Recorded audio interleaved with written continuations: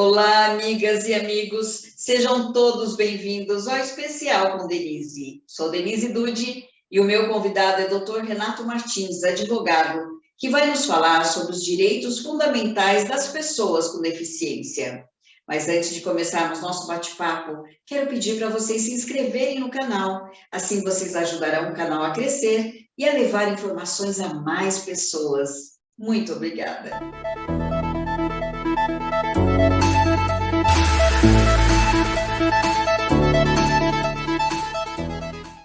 Olá, Renato, seja muito bem-vindo.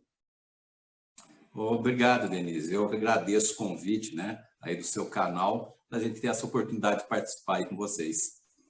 Muito obrigada. E para começar nosso bate-papo, gostaria de conversar um pouquinho com você sobre a OS. O que é uma OS, para quem ainda não conhece? E por que você montou uma OS?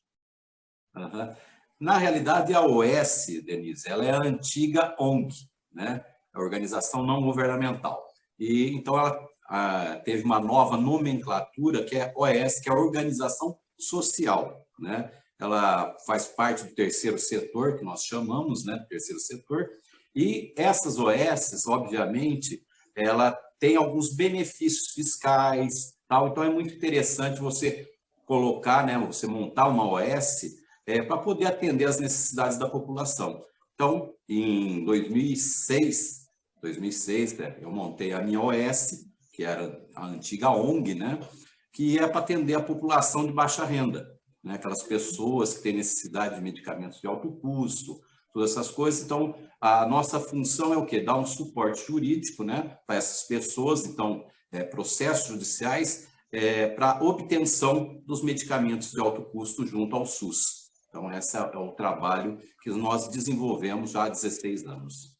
Muito bem. E é justamente uma necessidade muito grande, das mães em relação à medicação, que muitas vezes não conseguem, se não for através desse auxílio jurídico, Renato? Exato, Tem muitas pessoas que são contra a questão da judicialização da saúde, que nós falamos. Mas nós vivemos num país, infelizmente, de muita desigualdade, e onde as pessoas, e com medicamentos muito caros, aqueles realmente que trazem maiores benefícios para a pessoa deficiente, eles são muito caros. E a pessoa comum, principalmente o trabalhador de baixa renda, ele não tem condições de adquirir isso com recursos próprios. Então, há necessidade da judicialização, porque o Estado não supre as necessidades de tratamento com eficiência, principalmente medicamentosa, dessas pessoas com deficiência.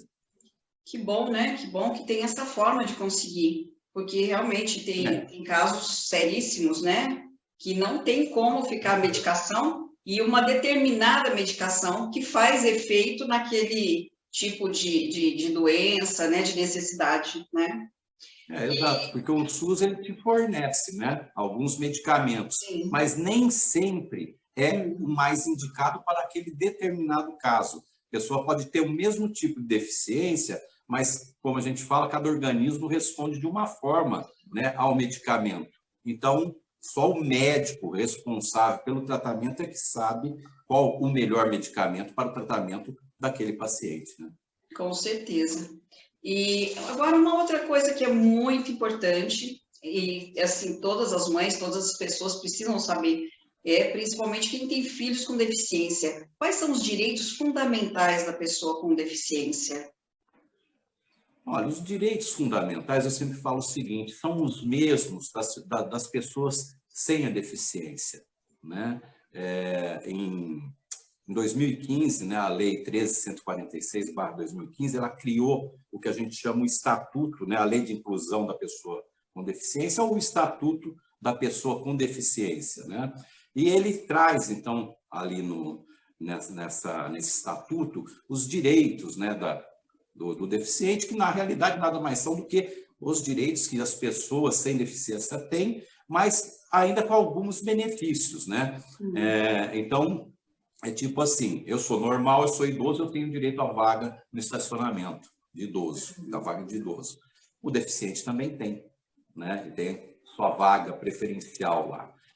Lógico que todo esse tipo de preferências não, de direitos, eles têm que ser regulamentados pelo município, né? Então, as vagas, número de vagas, percentuais, né, eles têm que ser regulamentados pelo próprio município. Existe a lei federal, mas o município, dentro da sua estrutura, né, ele tem que pegar e fazer, determinar através de lei também quantas vagas terá.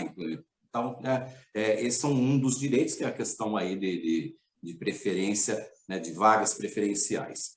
Você tem o direito, né, principal, que é o direito de igualdade e não discriminação, né? Você tem direito à habilitação e reabilitação, né? Quer dizer, a pessoa tem lá um problema, então ela tem direito, né, que o Estado a habilite, né? E, obviamente, uma reabilitação também, porque você pode se tornar um deficiente, né? Sim. Então, tem o processo de reabilitação. Então, o Estado é obrigado a suportar isso também.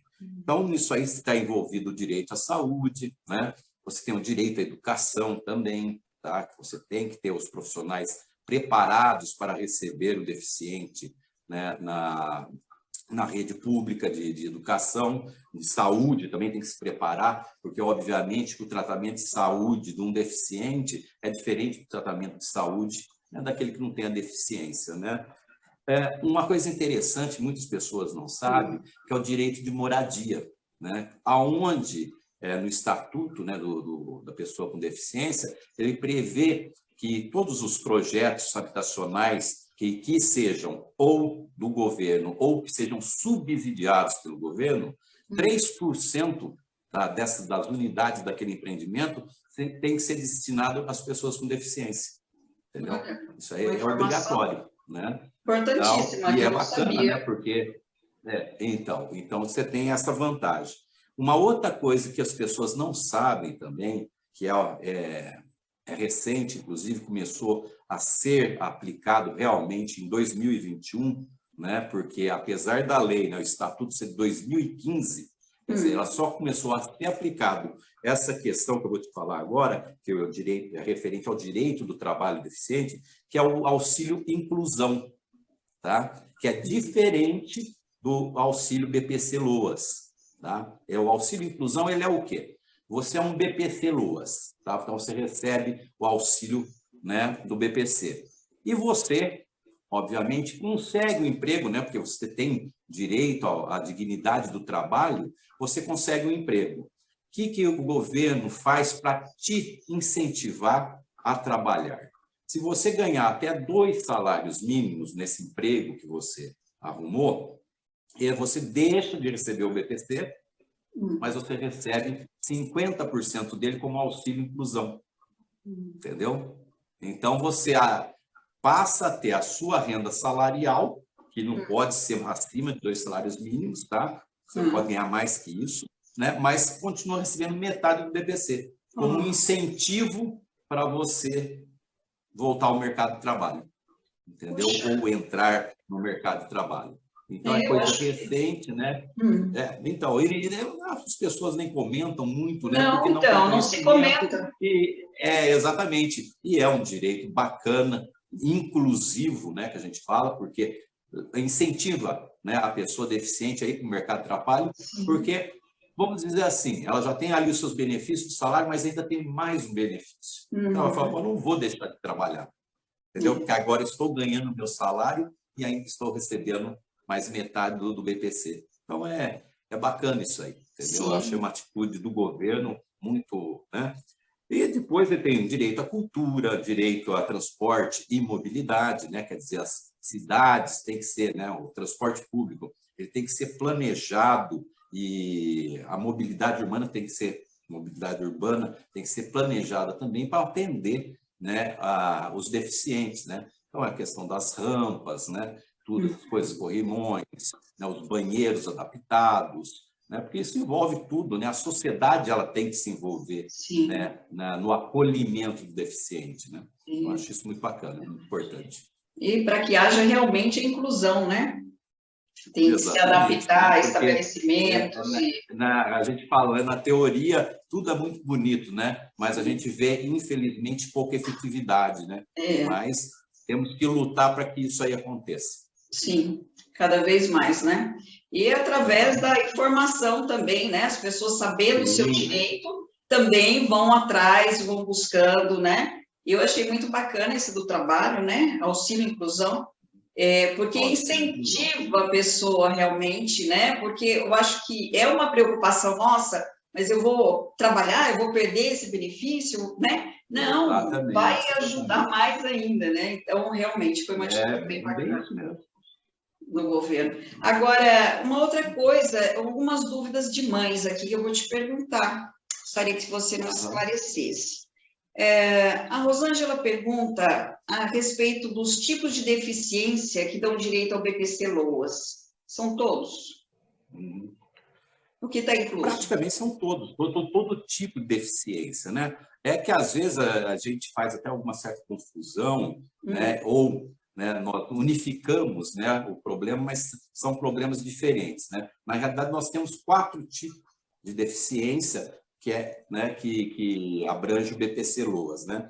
Que é a deficiência física, que essa aí, né, normal, a deficiência sensorial, tá? A deficiência intelectual e a deficiência mental. Então, você vê que você fala assim, mas nossa, mas mental não é a mesma coisa que intelectual e sensorial? Não. Né? Porque, então, as pessoas às vezes ficam confusas. Então, por exemplo, quando nós falamos na deficiência física simples, né?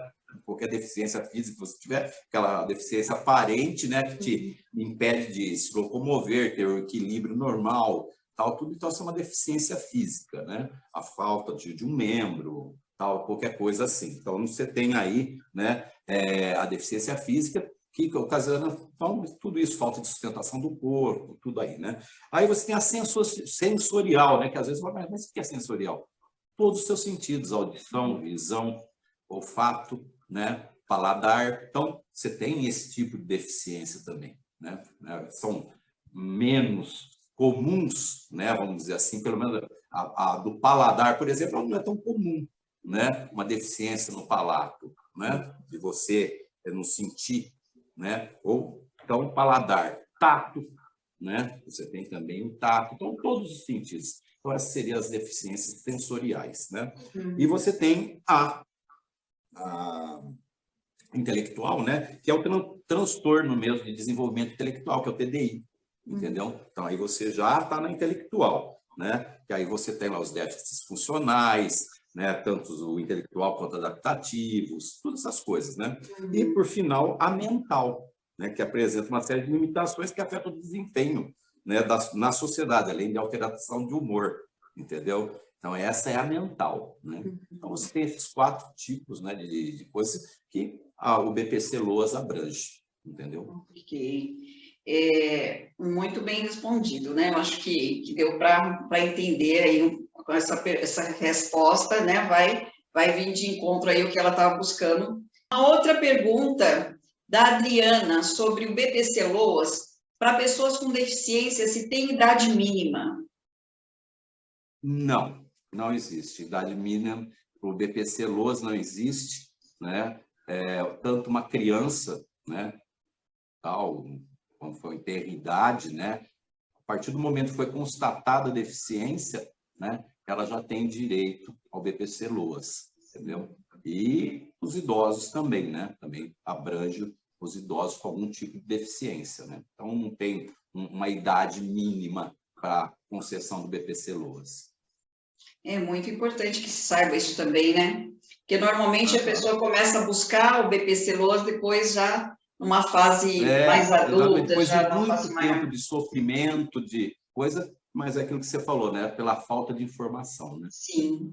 Agora, a Sônia pergunta se 2 pessoas com deficiência da mesma família podem receber o LOAS. Outra pergunta interessante e a resposta, ainda bem, ela é positiva. Sim, pode. Tá? Por quê?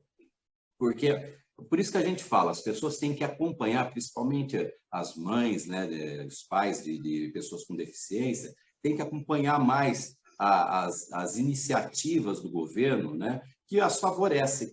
Por exemplo, antes não podia, mas a partir do ano passado, né, foi editada uma portaria pelo INSS falando o quê? por exemplo, você é beneficiário do BPC Loas, então você recebe já um benefício.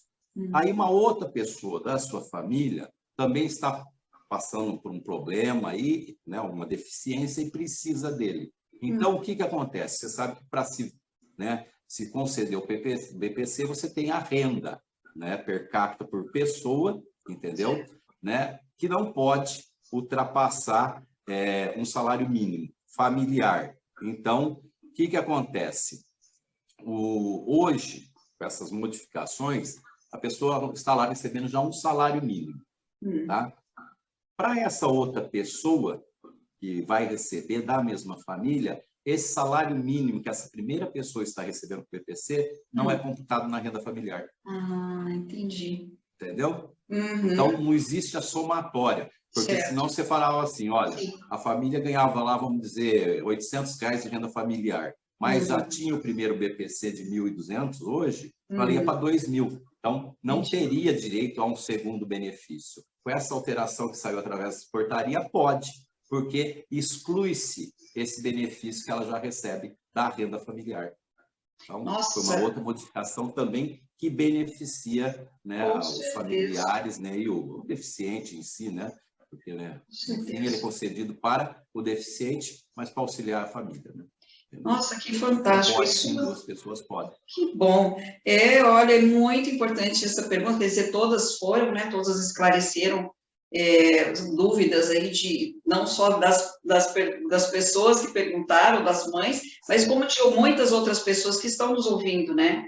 E essa notícia é maravilhosa, porque não é nem comum, né, ter mais de uma pessoa na família com deficiência. Então, existem muitos mas casos. pode acontecer, né? Porque mesmo com aquela velha situação, com a idade, às vezes você tem lá um filho deficiente, né? E a pessoa com a idade também, ela pode vir a sofrer algum tipo de deficiência também, né? Senilidade, Alzheimer, Parkinson, pode acontecer. Então, ela passa também a ter direito a esse benefício, né? Então, é muito bacana isso. Nossa, com certeza. E gostaria de te perguntar se tem mais alguma coisa que você gostaria de passar, de informar, ou se quer deixar uma mensagem, fique à vontade. Eu sempre falo o seguinte, sabe? A nossa Constituição, né, Denise, ela fala que a saúde é um direito nosso, né? Então, o que eu posso falar para as pessoas é o seguinte: vá atrás dos seus direitos, tá? Lute pelos seus direitos. Isso é fundamental, né, para que você receba do Estado aquilo que é direito seu, nada mais que isso. Nós pagamos impostos, né, altíssimos aqui no Brasil, inclusive, para termos, sim, direito a uma educação de qualidade, saúde de qualidade, né, segurança. Tá? Então, eu acho que é isso. Então, o recado que tem que deixar para as pessoas é esse, né? Corra atrás dos seus direitos, não deixe de procurar aquilo que é direito seu, entendeu? Isso é muito importante. E aquele negócio, se socorra sempre, né, de alguém da área, né, do direito para lhe conceder esse direito. Tem que realmente ir atrás dos seus direitos, como você disse, né? E conhecer os seus direitos e buscar, né, uma orientação, como você disse, de alguém da área, né? Exatamente. Muito obrigada. Profissional da área. Muito obrigada pela sua presença. E se as mães tiverem mais dúvidas, elas podem te procurar nas redes sociais ou deixar recados aqui. As redes sociais, né, que está à disposição da população aí. Nós estamos aqui para prestar um serviço para a população, entendeu? Né? Não tem custo nenhum, né? Isso é um trabalho que nós chamamos, né, na área do direito de pro bono, tá? E a gente não se furta a nossa responsabilidade de informar as pessoas. Muito obrigada pela sua presença, foi muito esclarecedora. Fique com Deus, muito obrigada. Eu que agradeço o convite aí e estou sempre à disposição aí de vocês, né, para qualquer esclarecimento, né, não só aí do canal, mas das pessoas que precisarem deles. E eu quero agradecer a todos vocês que assistiram esse bate-papo até agora. E se foi importante para vocês, compartilhe para que chegue a mais pessoas que precisam. Obrigada e fiquem com Deus.